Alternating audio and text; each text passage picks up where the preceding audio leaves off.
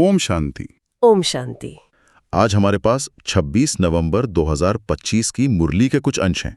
जी, और ये अंश शिव बाबा का सीधा मार्गदर्शन है उन बच्चों के लिए जो इस आध्यात्मिक मार्ग पर चल रहे हैं। और इसका सार अगर एक लाइन में कहूं तो ये है कि कैसे अपनी असली पहचान में टिककर दुनिया की सेवा करनी है। और आज की चर्चा में हम यही समझने की कोशिश करेंगे कि ये जो रोज की बातें हैं, रोज की शिक्षाएं हैं, ये कैसे उस एक बहुत बड़े लक्ष्य से जुड़ती हैं। यानी इस दुनिया को बदलने के लक्ष्य से। हाँ, इसमें कुछ बातें बहुत सीधी साधी लगेंगी, लेकिन कुछ ऐसी भी हैं जो पहली बार सुनने में बहुत कठोर लग सकती हैं।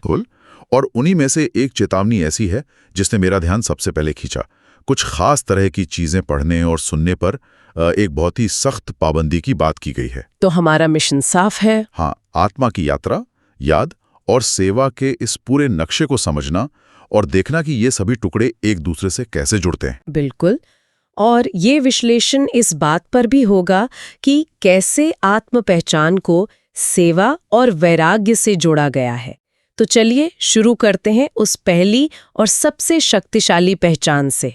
हाँ, पहली पंक्ति में कहा गया है, मीठे बच्चे तुम अभी वर्ल्ड सर्वेंट हो। तुम्हें किसी भी बात में देहा अभिमान नहीं आना चाहिए। वर्ल्ड सर्वेंट, विश्व सेवक। ये सुनने में ही एक बहुत बड़ी जिम्मेदारी लगती है। ये कोई छोटी मोटी उपाधि नहीं है। ये सिर्फ एक उपाधि नहीं, ये एक चेतना की अवस्था है ना? सोचिए, जब कोई खुद को विश्व का सेवक समझने लगता है तो उसकी अपनी छोटी छोटी परेशानियां, हाँ, अपनी मैं और मेरा की दुनिया, वो कितनी छोटी लगने लगती हैं। अहंकार के लिए कोई जगह ही नहीं बचती, क्योंकि एक सेवक का काम सेवा करना है, श्रेय लेना नहीं। इसमें एक उदाहरण भी बहुत अच्छा दिया गया है कि कैसे बड़े बड़े गवर्नर भी खुद को ओबीडिएंट सर्वेंट लिखते हैं। लेकिन एक सवाल मन में आता है, क्या ये सिर्फ एक औपचारिकता नहीं है जो बस लिखने पढ़ने में रह गई है? देखिए, बाहरी दुनिया में ये एक औपचारिकता हो सकती है, लेकिन आध्यात्मिक दुनिया में ये सबसे गहरी सच्चाई है। अच्छा।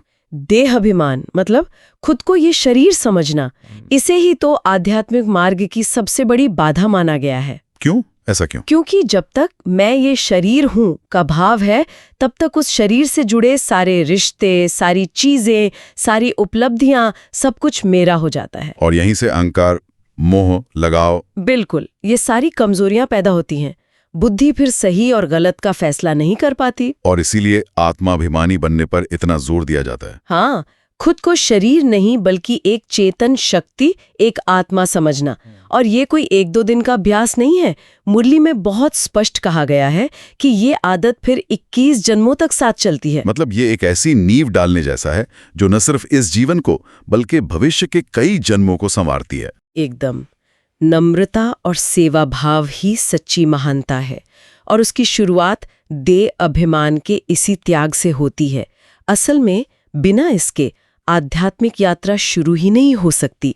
तो ये तो हुई पहचान की बात, लेकिन इस पहचान को मजबूत करने के लिए आत्मा की पूरी कहानी को भी बहुत सरल शब्दों में समझाया गया है। हाँ, एक तरह से हमारी और आपकी कॉस्मिक बायोग्राफी, एक पूरा चक्र बताया गया है कि आत्माएं अपने असली घर परमधाम से पहले पवित्र और अशरीरी रूप में आती हैं, और फिर यहाँ शरीर धारण करके 84 जन्मों का चक्र पूरा करती हैं, और इस प्रक्रिया में धीरे धीरे अपवित्र या कहें तो तमोप्रधान बन जाती हैं। और फिर बाप यानी परमात्मा उन्हें फिर से पवित्र बनाने आते हैं। और तरीका एकदम सीधा और स्पष्ट है। अपने को आत्मा समझ, मामेकम याद करो। मतलब खुद को आत्मा समझकर सिर्फ एक बाप को याद करो। वैसे कई आध्यात्मिक मार्गों में मंत्र जाप या ध्यान पर जोर दिया जाता है। यहाँ ये याद की प्रक्रिया उससे अलग कैसे है, इसका मैकेनिज्म क्या है? ये बहुत अच्छा सवाल है। याद शब्द बहुत सरल लगता है, लेकिन ये वो बहुत गहरी प्रक्रिया है। ये मंत्र जाप जैसा नहीं है जहां आप एक शब्द को दोहराते रहते हैं। ये एक सक्रिय प्रेमपूर्ण संबंध है। जैसे एक बच्चे को अपनी माँ की याद स्वाभाविक रूप से आती है, वैसे ही आत्मा को अपने पिता परमात्मा की याद करना। हाँ, और इस याद में शक्ति इसलिए है क्योंकि ये आत्मा को उसके मूल स्रोत से जोड़ती है।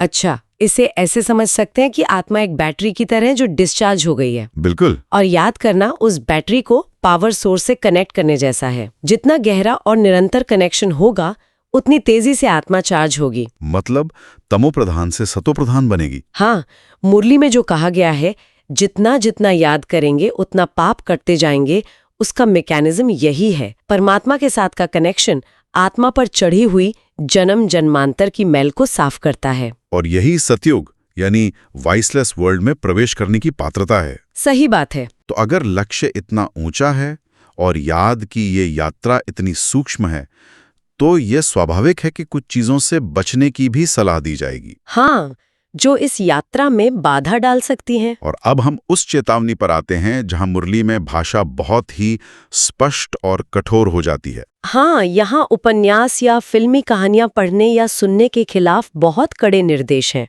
ये सिर्फ एक सलाह नहीं, एक आदेश है। और बहुत ही कठोर शब्दों में है। यहां तक कहा गया है कि कभी भी किसी को नॉवल पढ़ता देखो तो झट उठाकर फाड़ दो, इसमें डरना नहीं है। ईमानदारी से कहूं तो ये सुनने में बहुत ज्यादा लगता है, एक तरह की सेंसरशिप जैसा। हाँ, आज की दुनिया में जहां सूचना की आजादी है, इस तरह के निर्देश को कोई कैसे समझे? आपका सवाल बिल्कुल जायज है और इसे सही परिप्रेक्ष्य में समझना बहुत जरूरी है। ये साहित्य या कला का विरोध नहीं है। तो फिर क्या है? इसका गहरा आध्यात्मिक और मनोवैज्ञानिक कारण है। इसे हम आज की भाषा में इंफॉर्मेशन डाइट या मानसिक खुराक से समझ सकते हैं। अच्छा। जैसे एक एथलीट अपने शरीर को मजबूत बनाने के लिए बहुत सख्त डाइट पर रहता है, वो जंक फूड नहीं खाता। सही बात है। उसी तरह एक आध्यात्मिक योगी को अपनी बुद्धि को शक्तिशाली और पवित्र बनाए रखने के लिए मानसिक जंक फूड से बचना होता है। और ये उपन्यास और कहानियां मानसिक जंक फूड कैसे हैं? क्योंकि ज्यादातर सांसारिक कहानियां देह अभिमान पर ही आधारित होती हैं। उनमें प्यार, नफरत, बदला, मोह, ये सारी भावनाएं शारीरिक चेतना से जुड़ी होती हैं। जब कोई ऐसी कहानियों को पढ़ता या सुनता है तो उसका मन भी उसी दुनिया में चला जाता है। वो उन किरदारों से जुड़ जाता है, उनकी भावनाओं को महसूस करने लगता है। और ये उस अभ्यास के बिल्कुल विपरीत है जो यहाँ सिखाया जा रहा है। हाँ, आत्माभिमानी बनने का, देह और देह की दुनिया से वैरागी बनने का। मुरली में इसे बेकायदे चलन कहा गया है, जो सीधे तौर पर आध्यात्मिक प्रगति को नुकसान पहुंचाता है। मतलब अगर आप विश्व का मालिक बनने की तैयारी कर रहे हैं तो आपका मनोरंजन भी श्रेष्ठ होना चाहिए, न कि आपको भटकाने वाला। एकदम सही। अगर मन ऐसी काल्पनिक देहाभिमान वाली कहानियों में उलझा रहेगा तो योग में एकाग्रता कैसे आएगी? वो शक्ति कैसे जमा होगी जो आत्मा को पवित्र बना सके? तो ये शक्ति एक तरह का प्रोटेक्शन है, एक अनुशासन है। हाँ, जो उस ऊंचे लक्ष्य को पाने के लिए जरूरी है। तो फिर लक्ष्य क्या है? अगर इन चीजों से दूर रहना है तो ध्यान कहाँ लगाना है? मुरली में एम ऑब्जेक्ट का जिक्र है, लक्ष्मी नारायण जैसा बनना, 21 पीढ़ियों के लिए विश्व का मालिक बनना। और ये सिर्फ एक दूर का सपना नहीं होना चाहिए। कहा गया है कि इस लक्ष्य का नशा चढ़ना चाहिए। अब यहाँ नशा शब्द का मतलब अहंकार तो नहीं है? नहीं, बिल्कुल नहीं। ये एक गहरी आंतरिक खुशी और विश्वास की स्थिति है। मुझे वो लाइन बहुत अच्छी लगी जहाँ कहा गया है कि ये एम ऑब्जेक्ट का चित्र सदैव छाती से लगा होना चाहिए। ये एक निरंतर प्रेरणा की तरह काम करता है। बिल्कुल, आपको याद दिलाता रहे कि आप किस लिए ये सब अभ्यास कर रहे हैं। और ये समझना भी जरूरी है कि ये सिर्फ व्यक्तिगत उपलब्धि की बात नहीं है। यह विश्व परिवर्तन के उस बड़े कार्य से जुड़ी है जिसके लिए ये आत्माएं निमित्त बन रही हैं। इसी से जुड़ा एक और विचार है जिस पर हमें गहराई से बात करनी चाहिए। मुरली में एक धर्म की स्थापना, अनेक धर्मों का विनाश का गायन भी याद दिलाया गया है। अब विनाश शब्द, हाँ, ये बहुत भारी और नकारात्मक लग सकता है। सही बात है। कुछ लोगों को ये सुनकर असहजता हो सकती है कि यह किसी दूसरे धर्म के प्रति विरोध की भावना तो नहीं। यह एक बहुत ही महत्वपूर्ण बिंदु है और इसकी गलत व्याख्या होने की बहुत संभावना रहती है। तो इसे कैसे समझे? इसे समझाने के लिए बड़ के झाड़ का जो मिसाल दिया गया है वो इसकी कुंजी है। कहा गया है कि ये दुनिया का जो झाड़ है उसकी जो बुनियाद थी आदि सनातन देवी देवता धर्म, वो अब लगभग खत्म हो गया। हाँ, और बाकी धर्म जो बाद में निकली हुई टालटालियां हैं वे खड़ी हैं। तो विनाश का मतलब किसी धर्म पर हमला करना नहीं, बल्कि एक प्राकृतिक चक्र का पूरा होना है। हाँ, बिल्कुल। यहाँ विनाश का अर्थ किसी पर आक्रमण या नफरत नहीं, बल्कि समय के साथ पुरानी हो चुकी चीजों का स्वाभाविक अंत है। एकदम। जैसे एक पेड़ के पत्ते पुराने होकर खुद ही झड़ जाते हैं, बाकी नए पत्ते आ सकें। एकदम। यह एक चक्र की समाप्ति और नए सतयुगी चक्र की शुरुआत का प्रतीक है। परमात्मा फिर से उसी फाउंडेशन की, उस एक सच्चे धर्म की स्थापना कर रहे हैं। तो ये लक्ष्य व्यक्तिगत मुक्ति से कहीं बढ़कर है। ये एक नई सुख शांति वाली दुनिया की स्थापना का आधार है। बिल्कुल। चलिए अब इन सभी गहरी बातों को रोजमर्रा की जिंदगी में उतारने की बात करते हैं।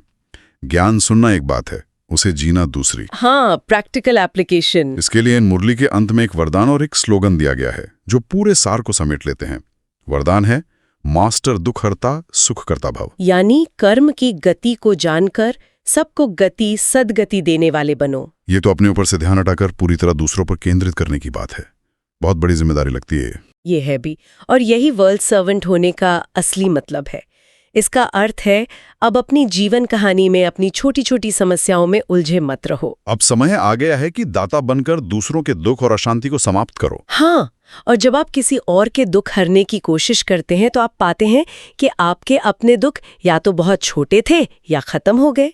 ये अपनी चेतना को लेने से देने पर शिफ्ट करना है। और स्लोगन है, अनुभूति न होना पुरुषार्थ की स्टेज है, योगी बनो योद्धे नहीं। ये मुझे बहुत सूक्ष्म और महत्वपूर्ण लगा। क्यों? क्योंकि कई बार ऐसा लगता है कि मेहनत तो कर रहे हैं पर कुछ महसूस नहीं हो रहा, कोई अनुभव नहीं हो रहा। और यही वो समय होता है जब कई लोग निराश होकर रास्ता छोड़ देते हैं। ये स्लोगन उसी स्थिति के लिए एक मरहम की तरह है। ये समझाता है कि आध्यात्मिक यात्रा में हमेशा ऊंचे अनुभव नहीं होंगे। कभी कभी सूखापन महसूस होगा, संघर्ष लगेगा। हाँ, तो यहाँ योगी और योद्धा में क्या फर्क बताया गया है? क्या दोनों को ही अनुशासन और संघर्ष की जरूरत नहीं होती? बहुत अच्छा सवाल है। दोनों में मेहनत है, लेकिन दृष्टिकोण का जमीन आसमान का फर्क है। एक योद्धा अपने मन से लड़ता है। मुझे ये विचार क्यों आ रहा है, मुझे गुस्सा क्यों आ रहा है। हाँ, वो अपने ही मन के खिलाफ एक जंग छेड़ देता है। इस लड़ाई में बहुत ऊर्जा खर्च होती है और मन थक जाता है। और योगी? इसके विपरीत एक योगी अपने मन से लड़ता नहीं, उसे साक्षी होकर देखता है। वह समझता है कि ये विचार आए हैं, ये पुराने संस्कारों के कारण हैं। इन्हें बस शांति से देखना है और सही दिशा देनी है। वो मन से युद्ध नहीं करता, मन के साथ योग करता है। हाँ, उसे परमात्मा से जोड़ता है। ये समझना बहुत आसान है, पर अमल करना उतना ही मुश्किल। मन जब थक जाता है तो वो योद्धा बनना ही चाहता है। योगी बने रहने के लिए सच में बहुत अभ्यास चाहिए। अंत में अशरीरी और विदेही स्थिति का अभ्यास बढ़ाने का इशारा भी दिया गया है, जो शायद इन सब बातों का निचोड़ है। हाँ, क्योंकि देह के साथ ही स्वभाव, संस्कार और कमजोरियां जुड़ी हैं।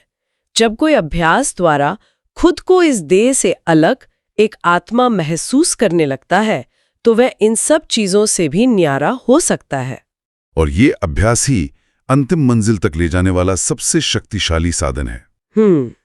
तो आज के इस विश्लेषण का सार यही निकलता है, अपनी असली वर्ल्ड सर्वेंट की पहचान में टिकना, देह अभिमान से मुक्त होना, फिर सिर्फ एक बाप की याद में रहकर अपनी आत्मा को चार्ज करना, अपनी मानसिक खुराक का पूरा ध्यान रखना और ऊंचे से ऊंचे लक्ष्य का नशा रखना।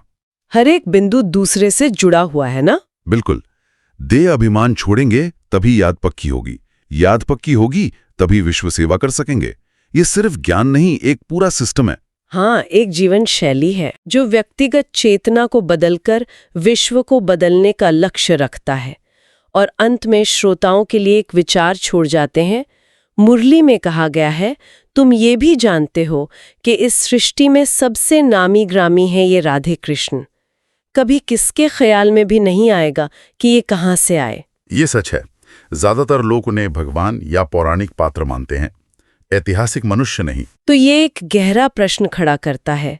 जब किसी संस्कृति के सर्वोच्च, सबसे पूज्य चरित्रों की असलियत को भुलाकर उन्हें केवल पौराणिक कथा मान लिया जाता है, तो यह उस समाज की अपनी ही स्वर्ण युग की स्मृति के खो जाने के बारे में क्या बताता है? और आज के इस ज्ञान के प्रकाश में यह पहचानने के लिए क्या आवश्यक है कि यह इतिहास कोई बीता हुआ मिथक नहीं, बल्कि एक भविष्य है जिसका निर्माण अभी इसी समय हो रहा है।